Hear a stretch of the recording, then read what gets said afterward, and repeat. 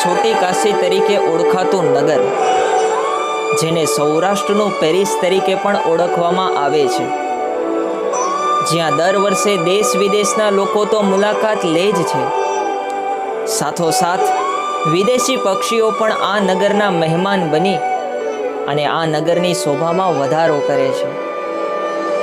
જામનગર એટલે મોજ મસ્તીનું નગર, જ્યાંના લોકો હળી મળીને એકી સાથે રહે છે, એકી સાથે હળી મળી અને ઉત્સવોની ઉજવણી કરે છે. જામનગર એટલે રાજવી પરિવાર દ્વારા મળેલી પ્રાચીન ઇમારતોની ભેટથી હેરિટેજ સિટી તરીકે ઓળખાતું નગર, પણ આ નગરની શાન વધારતું અને અતીતનું સંભારણું બનીને ઊભું એવું આ રણમલ તળાવ અને લાખોટા મહેલ આ નગરની આન બાન અને શાન બનીને આજે પણ ઊભું છે, જે જામનગરની જનતાને ગૌરવતા આપે છે. પણ શું છે આ રણમલ તળાવ? શું છે આ લાખોટા મહેલ? શા માટે તેની રચના કરવામાં આવી? તેની સ્થાપના ક્યારે કરવામાં આવી? આવો જાણીએ એ ઇતિહાસને.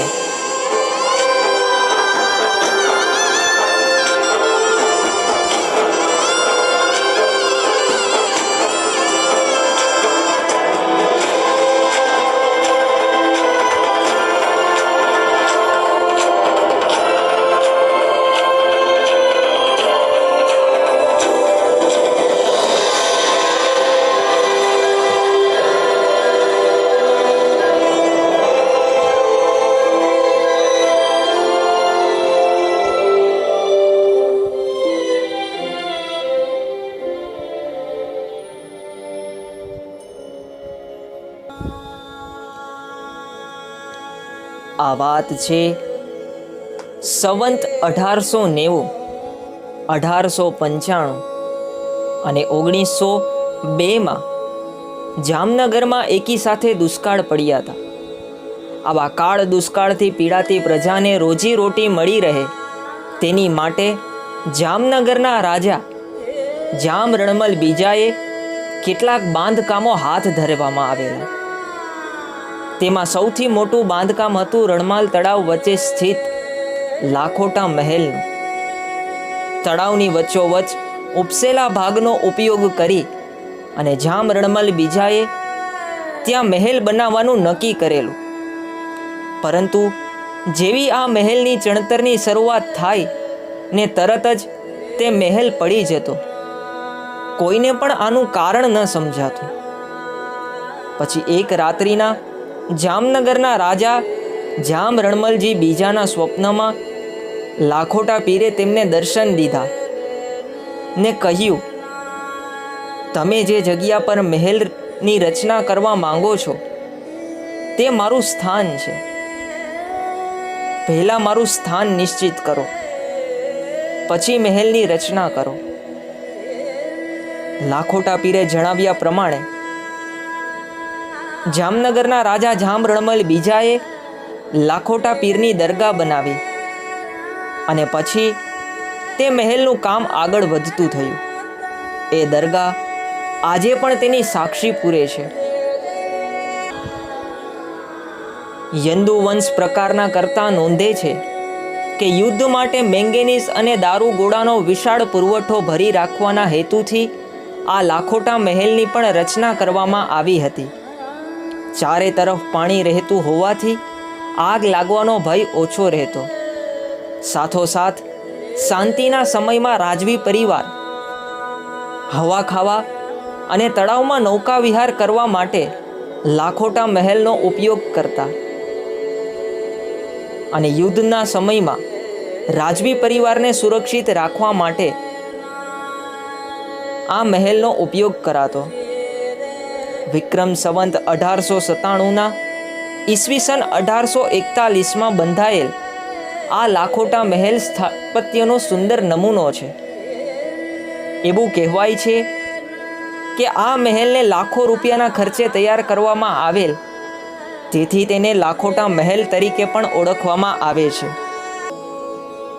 લાખોટા મહેલ એ તળાવ વચ્ચેલી બાંધવામાં આવેલી ગોળાકાર ઇમારત છે. તેમાં મુખ્ય 3 પ્રવેશ દ્વારો આવેલા છે. આ દરવાજામાંથી પ્રવેશ કરતા જ દોઢીનો દરવાજો આવે છે.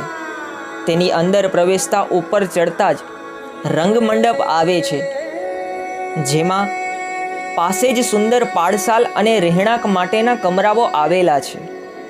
મંડપ અને કમરાઓની ચોતરફ વર્તુળાકારે ફરતી અટારીઓ આવેલી છે.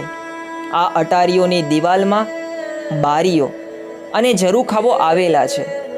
બારીઓમાં તોપો ગોઠવેલી છે અને ગોળાકાર દિવાલમાં બંદૂક રાખવા માટેના નાળચા કરવામાં આવેલા છે. મુખ્ય પ્રવેશ દ્વારની ઉપર આવેલી માઢ મેળી એ લાખોટા મહેલનું મુખ્ય આકર્ષણ છે. અહીં પાષાણને બદલે કાષ્ઠના કોતરણીવાળી છત કરવામાં આવેલી છે. કારીગરે એવી કારીગરીથી બનાવી છે કે તેના સાંધા પણ જોવા મળતા નથી, અને તે આજ સુધી પણ એવી ને એવી અકબંધ છે. 2 માળના મકાન પર 2 લાકડાના ઊંચા સ્તંભ પર 2 પિંજરા મૂકવામાં આવેલા છે. આ સ્તંભનો હેતુ ધ્વજ ફરકાવવાનો હશે.